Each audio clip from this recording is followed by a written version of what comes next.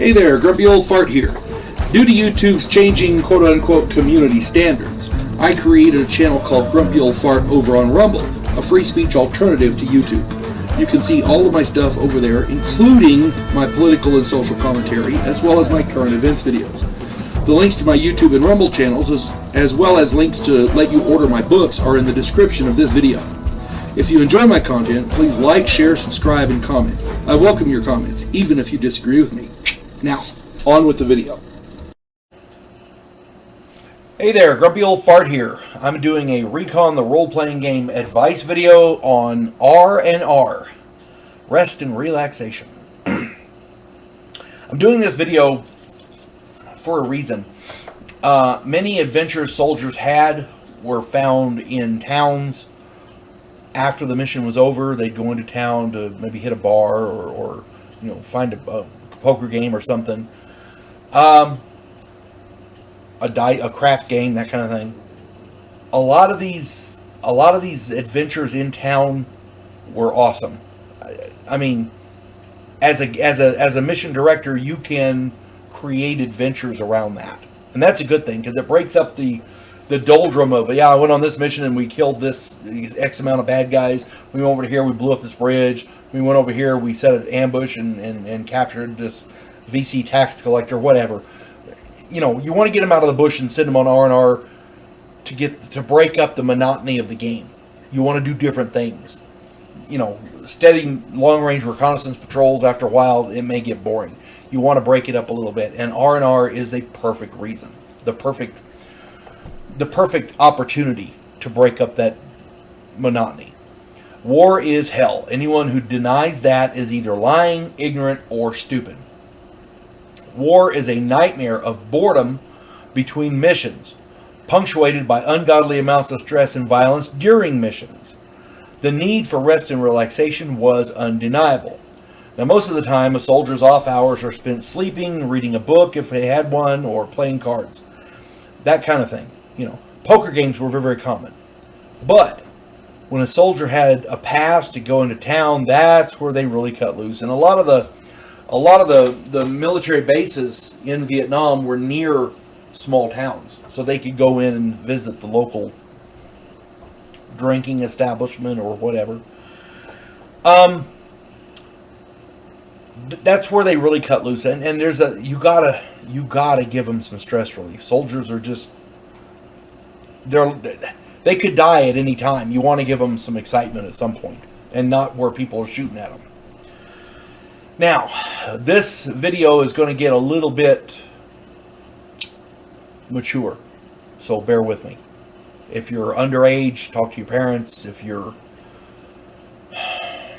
squeamish, maybe not watch, maybe not listen to it.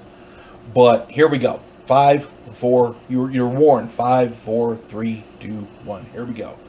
Prostitution, drinking establishments, and all manner of diversions were common, especially in a town near an American military base, a stateside base. Most of the time, a curfew was established for stateside soldiers, and there was a reason for that. They had to be back on base by 8 or 9 p.m. There were several reasons for this. Soldiers sleeping in towns were prime targets for the VC. The VC came into town regularly, and the same bars and brothels which hosted the GIs during the day welcomed the VC at night. So it was like a shared schedule. The stateside soldiers would go in during the day and do their thing and go back to the base, and at night the VC would come in and do their thing and then head out. Most money was in piastres. 1 P usually equaled basically a penny in American currency. The prices for prostitution and alcoholic beverages varied, but it was common for a whiskey to go for 100p and a beer to go for about 50p. Prostitution went for 200 to 1,000p, depending on the quality and what the GI wanted. Now, a word to the wise. If you want it to be realistic, here we go. GIs coming back from town were regularly injected with penicillin for STDs, VD, that kind of thing. Of the ones who skipped the shots, 26% were afflicted with VDs and STDs. 26%. That means that the chance to catch one was a lot higher, because we're just talking about the ones that skip the shots.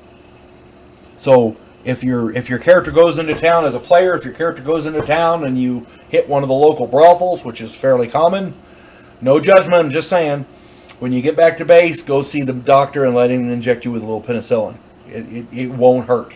You know what I'm saying? The ones that skip the shots, 26% of those were afflicted. That would mean something like 60 to 70% chance of some sort of a disease. Most of the time, soldiers so afflicted were punished with letters of reprimand and things like that. I realize that this is a kind of a downer in a role-playing game, but again, if you want to be realistic, there you go. Casinos were very, very common and popular in town. More than half of them were rigged, and a soldier who complained could find himself beaten and dumped in an alleyway or worse. Many such establishments were off limits to GIs for that very reason. If they were rigged, they would put them off limits. There were many underground, unofficial craps games, that kind of thing. A gambling establishment who robbed GIs could get in good with the VC. Okay? Because the VC would show up and collect taxes. If the establishments robbed the stateside soldiers, that would give them the money to pay the taxes, and the VC would look favorably on them because they're hurting the Americans. Muggings and robberies were also very, very common. If you didn't stay in specified areas in town, even if you did stay in specified areas in town, you could get mugged. But if you went outside of those specified areas, the chances of you getting mugged were much, much higher. The rule book has information to help you run such R&R adventures. I suggest you read up on them. And again, I'm not trying to tell anybody how to run their game, but if all you're doing is running missions where they were out in the jungle all the time, you're missing a lot of the flavor of the time, a lot of the flavor of the Vietnam experience, and your players are going to get bored. What you want to do is break it up a little bit. Once in a while, maybe some R&R, maybe a mission into town to go get supplies, maybe a mission into town to get recruits for the base. You never know. I mean, your guys, your team of 4 or 5 players could get a mission into town to pick up medical supplies, to pick up some new recruits, to pick up equipment that they need, more ammunition, that kind of thing. Driving a truck through VC-infested territory, hell, that's a mission in and of itself. That's an adventure right there. All I'm saying is, break it up. It's not all, we're going to go on a mission to do this, we're going to go on a mission to do that. If all they're doing is out in the jungle, they're going to get bored, and you don't want your players to get bored. That's all I'm saying. Hope this finds everybody well, and I hope these videos are helping out. You folks have a good day now. God bless one and all.